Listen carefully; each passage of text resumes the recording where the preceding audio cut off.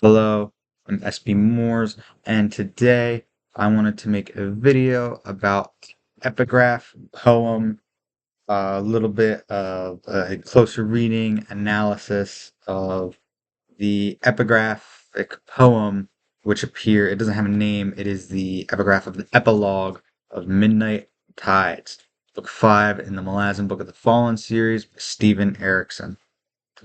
Now, this is going to be full spoilers up to the very end of Midnight Tides, including that epilogue.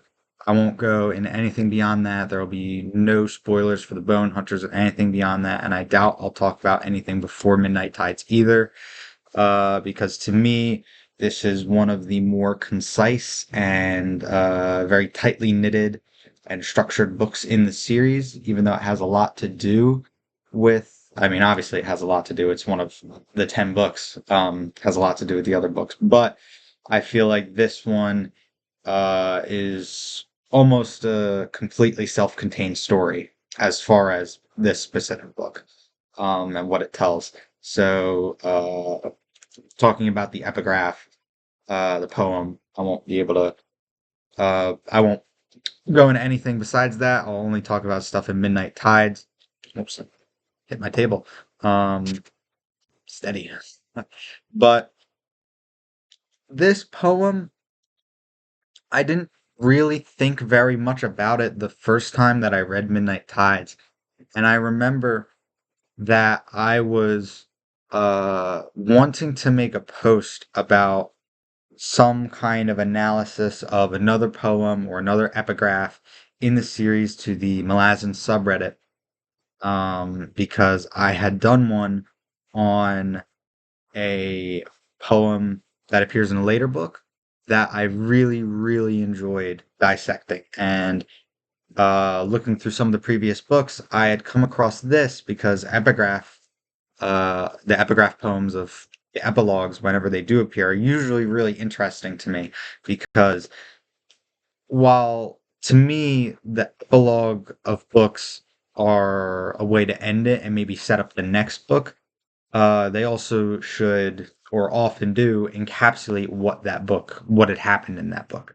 And by proxy, the epigraph does the same thing to me. So this one in particular, I really enjoyed after going back and rereading it, and I chose to make a post to the Malazan subreddit. This was kind of a long time ago now at this point, but I wanted to make a video about it as well because I was thinking about it again the other day, flipping through the book, as I'm wont to do, in between me trying to read Dust of Dreams. Um, Rather slow process this time around, but I'm getting through it. I'm almost on the third or fourth part, I think. So hopefully that video will come out soon where I start actually talking about Dust of Dreams because I really want to finish that soon. But without further ado, I'm going to do a quick reading of the poem, and then I actually wrote down some notes from the post I made so that I can. I know that didn't look like a lot of notes, but I remember a decent bit of what I wanted to talk about story wise with this specific poem. Um, but this poem doesn't have a particular name, but it was written by Fisher Tath, who, even at this point into the series, you should probably know him. Um, he's written a lot of poems and a lot of the epigraphs, and they even mention at the very beginning of Gardens of the Moon that he wrote Anomandaris, which is the epic poem recounting the life of Anomander Rake, who, as you know, is on Genabacchus, the Tystandi, the Son of Darkness, all these titles. But without further ado, the poem is this. And it is this moment, my friends, when you must look away as the world unfurls anew in shapes announced both bright and sordid, in dark and light, and the sprawl of all existence that lies between. And then it has no name, like I said. So with that initial reading done, I will go line by line and then talk about my full thoughts on the whole thing. But to start off, the first line goes, and it is this moment, my friends, which immediately sets the tone for this poem being a much more indirect, almost informal. It has an informal voice, this poem to me. Uh Announcing to the audience, my friends, even though that can be used as a general greeting for any bard about to recount any poem or any tale or any song to a group of patrons at a tavern or a bar or a town square, wherever it may be that they are. This particular poem to me had that more informal voice, and I feel that it was accentuated more by the fact that this poem doesn't have a name. This one to me almost feels like it could have been um, extremely diegetic text-wise, as in this is something that wasn't written down in the world or even published. Maybe this is just something that Fisher Tath started to say to a group of people one day, and it was not something that was published. It was just something he spoke about in the moment. We don't even know, in a technical sense, if this poem is referring to the events of Midnight Tides directly. Um, but that's what I thought of that's the ideas I had for the first line of the poem, and we'll get back to it. But the next line reads, "When you must look away," which that line sets another tone to the poem, besides the informal aspect of it. And this very heavily changed the way that I read the poem. Um, if you, when I read it, I tried to give a very somber, almost morose way of reading it. Not very excited, not overly giddy, or any such emotions like that. And the reason being is because when you must look away, which to me is more of a somber, sad, almost as if he's trying to reflect on something. It is in this moment, my friends, when we must look away. To me, that all gives that feeling of this being a much more, or maybe even almost a lamentation of what has just occurred, lamenting what has just happened. And I'll go more into that as I speak more on it. But oh, back to the first line actually, with the fact that it is very informal. There's another reason that I think that this particular poem being the epigraph or the epilogue of this book, and it being this book that the poem appears in, and being so informal, is very fitting. Because in terms of Malazan books, this one has the most in maybe not informal, but it is the lightest in terms of light moments. And what I mean by that is that there's a lot of humor in this book compared to a lot of the others, especially in this epilogue. Um, Easiest example is just Tehol and Bug. I mean, they are very much a comedic duo in this book. And I remember out loud laughing on numerous occasions because of stuff that Tehol was doing. And his interactions with Bug are always just a joy to read. And to me, they speak to that more informal tone that this book takes at sometimes, even though the book itself isn't informal. It's very serious, and quite frankly, is a tragedy. I believe, I don't know where I heard it, but I have heard that Steven Erikson himself has stated that he's written, or that the second book was a fantasy that was a tragedy, whereas this is a tragedy with a fantasy element in it, not the other way around. Whether that distinction means anything to you or even to me, I don't. I get what he's trying to say with that. Um, but if that distinction even means anything to every individual person, I couldn't say. But I definitely get what he's trying to say with that. More that the tragic elements outweigh the fact that this is just a fantastical story. Um, but that's another thing with that first line. Going back again, the third line reads, "As the world unfurls anew." Now, to me, this is a pretty solid, simple indication that this poem is just happening or talking after events that have just occurred, that have changed something. It is this moment, my friends, when you must look away as the world unfurls anew. something has occurred and a change has taken place because of it.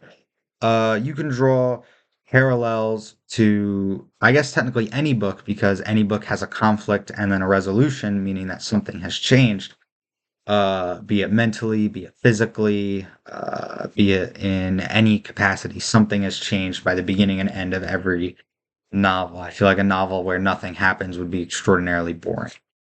But with Midnight Tides, I think that the immediate parallel you can draw is just the fact that the Letheri were defeated by the Teist Etter. They were able to storm Letheris, kill the king, and presumably take over this what was supposed to be the Lether Empire after the seventh closure.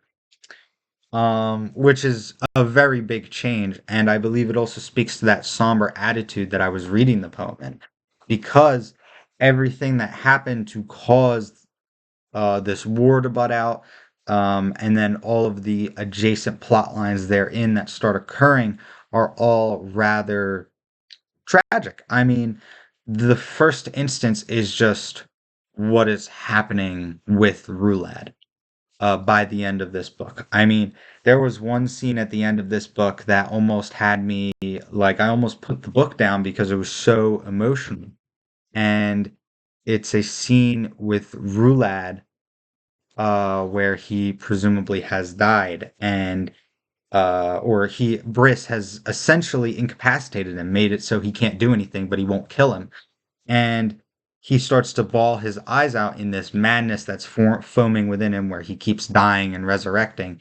And I just remember thinking that this was one of the most tragic things I've ever read, and whether it was Rulad's fault or not, it's affecting the people around him, and it's making Rulad's life so terrible and everybody else's lives so it's haunting. It's a haunting story, this book. And despite all the epicness, there are a lot of those aspects to it, and um, it just fed to me that morose attitude. And I feel like this poem fits the book quite well in those regards. Um, and then the next three lines, or the next two lines in specific, I feel like need to be read together. But really, it should probably be the next three. But I'll get into that. But they go in shapes announced, both bright and sordid, in dark and light. Those are the next two lines. And immediately we're shown a dichotomy, or I think I'm using that word right. We're shown a duality that is very much present throughout the Malazan Book of the Fallen, which is darkness and light. And I mean, the immediate connections that you can make, especially within the glossaries of these books, is the two races that encapsulate them. Or the two warrens at the very least that encapsulate them. We have Corald Thirlon and Corald Galen, the Elder Warren of Light and the Elder Warren of Darkness. And with the Elder Warren of Light, you have the Tais Leosians, such as Leoric, that we see in House of Chains, or the Son of Darkness, the Teist Andy for Corald Galen. Um, But the thing that's so strange about that is that this book does not involve those two races. And I'll get to that in a second because I believe it has something to do with the next line that more ties it into the events of Midnight Tides, as well as the Teist Etter in specific, and Corald Emerlon and Shadow. But beyond this, there is the basic underlying, um, what would be the word? The underlying idea is that light and darkness have connotations associated with them. In shapes announced, both bright and or sorry, both light and dark, both bright and sordid. Showing each one has its own parallel, the exact opposite of it. In shapes announced, both bright and sordid, in dark and light. Um, Generally when something is dark, to me that get the connotations with it are that something bad has occurred, and you could very much argue that everything that happened in this book was generally bad, besides just Roulette gaining that sword and then potentially him the Tice Etter taking over the Lether Empire. or the kingdom of Lether, and then also what the Letheri were doing to other people. And this idea of such terrible things happening, I feel, goes quite well with the idea of in shapes announced, both bright and sordid, in dark and light. But on the same note, there is the ideas of light, of good stuff happening. And this really comes to me from certain instances where you can see that despite everything bad that has occurred during this book, there are still good things going on. And I think one of the easiest examples you can pull from happens quite close to the ending of this book, and it is when the Eder are finally invading the city, and then they sort of just go around killing people, and they are about to beat um, Tehel to death, essentially. And another man comes out because they think that he murdered a Eder while she was walking the streets, even though she stabbed herself. Rulad's wife and Fear's old ex-wife now. Um, and we see this man basically walk over and say, "That's not what happened. He was just trying to help her, and then she stabbed herself in front of him, and he tried to help it as best he could." And Eder basically say, "Our emperor has said there's going to be blood this day. We don't really care whether he did it or not. We're going to kill him. So you should just scamper off." And then the man in that moment basically says, "No, Tehol is a good man. He's helped us because I believe he's indebted, this person, or at the very least, he's not very wealthy." And Tehol is rather magnanimous, I'd argue, throughout this book with some of the things that he does. Although you could argue that him endeavoring to collapse the economy is not particularly a good thing. But barring all that, he chooses to sacrifice himself in order to save Tehol. He throws himself over Tehol so that they cannot beat him anymore, and this man dies for it, which shows a level of compassion and empathy and kindness and goodness that, to me, shows why this poem needed to have announced that there's both light coming as well, that there were good things coming. And there's another reason I think light and darkness were both mentioned, has to do with the Eder, and I'll mention that after. But in this particular scene, those more light and good things that are going on shine through, and that's what that is a particular instance where I think the idea that uh, something has unfurled anew has been announced in shapes both bright and sordid in dark and light. That's the light versus the dark. There's the sordid stuff. There's stuff that's bright that goes on. Um, but that's what I thought of those lines and how they kind of relate to the text a little bit. Next line, next line. And then the next line reads, and the sprawl of all next lines read, and the sprawl of all existence lies between. And honestly, it took me a very long time to understand these last two lines because for the longest time I was reading it in such a way that didn't make much sense to me, analytically wise, and analysis wise, and I couldn't really wrap my head around what Stephen Erickson was trying to do when he wrote that bit. And then it finally clicked for me when I started thinking about what had occurred in this book and who was in it, being the Eder. We have just spoken about things that are bright and sordid, dark and light, all these shapes.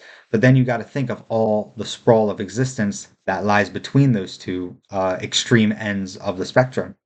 And what is between dark and light? There is shadow. And what is related to shadows? The Teistetter. I mean, it's as simple as that, in my opinion. I mean, the Eder are a they're a race bound to shadow. They come from Kurald Emerlon, the Elder Warren of Shadow, born of a union between light and dark. They're the middle ground.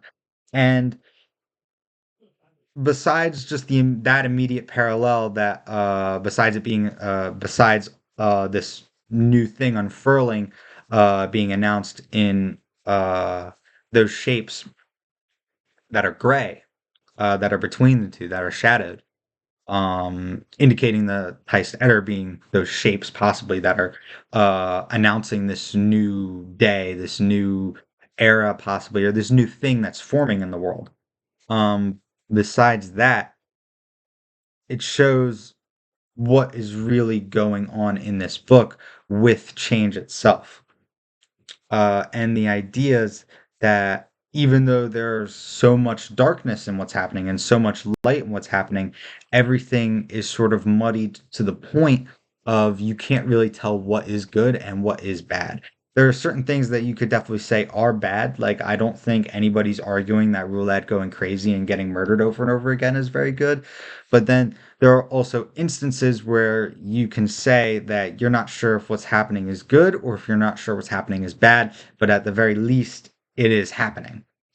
And I think a very particular idea would be what is going on with Tehol and Bug, how they are trying to collapse the Lether economy. Because in the book, to their minds, this could be a good thing because Letheri society is so built upon these ideas of wealth and the economy. For it to all come crashing down would be better for society as a whole, for the Lether society as a whole. But then you also have to think on the other end of the spectrum, how is this going to affect other people?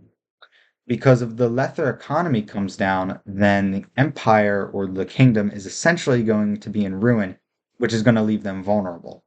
And you got to think what's going to occur when this happens, when all of a sudden all these companies have this domino effect where they start to topple over, and or he floods the market with however much wealth he's keeping hidden.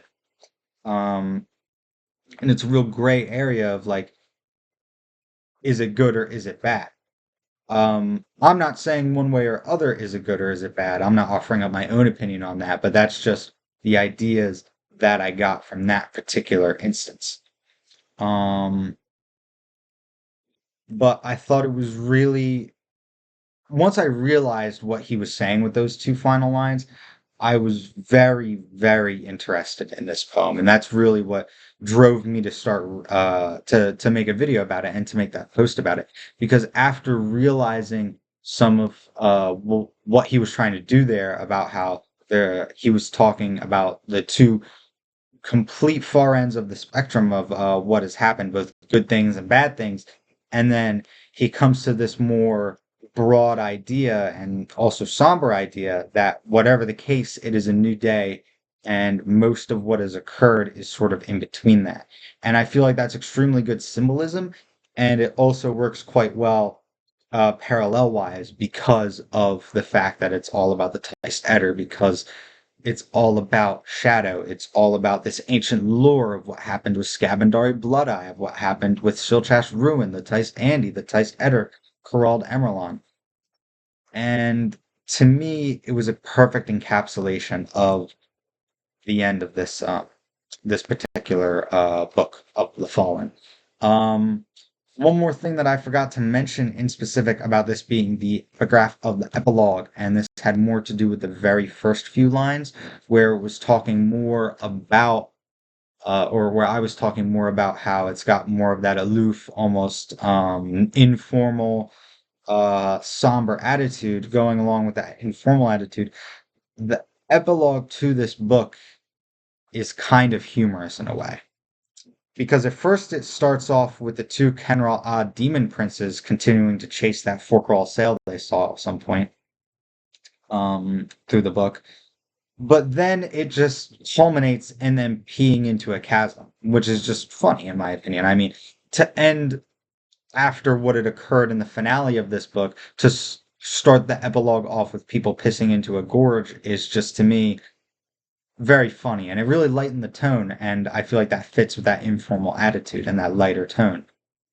Further, the actual ending of this book, which is Mael coming to finally save Withal, the Mekros weaponsmith that the crippled god has ensnared on this island, and he brings him a dinghy so that him and Sandalath Drew Korlak can leave.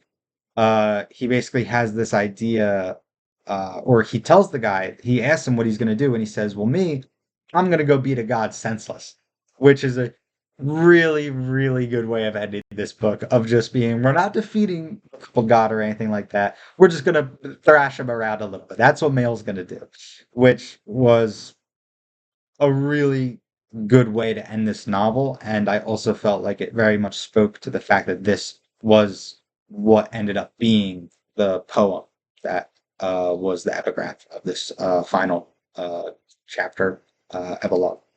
But those were some of my ideas on the unnamed poem at the end of Midnight Tides by Fisher Tath, epigraph of the epilogue.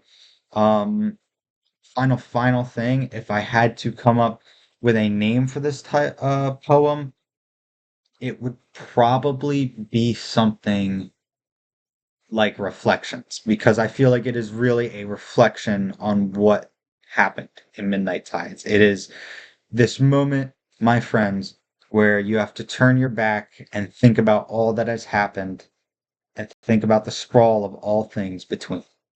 And you just have to think upon it in more of a somber, final, this is the end of this novel way. And I really enjoyed this poem for those reasons. And I feel like that's kind of what it encapsulates for the ending of this novel. In any case, I hope that you enjoyed this video. I don't know if this was my best analysis. When I wrote the post, I didn't think it was the best, but these are just the ideas that I had. Sometimes they might have been a little fragmented and jumping all over the place, but this is as best of a reconciliation of what this poem is as I can make. And regardless of whether I portrayed those ideas very well, what I can say is that I very much enjoyed this poem, and I think it was an excellent ending to this novel. So I hope that you enjoyed, and I hope that you have a good day.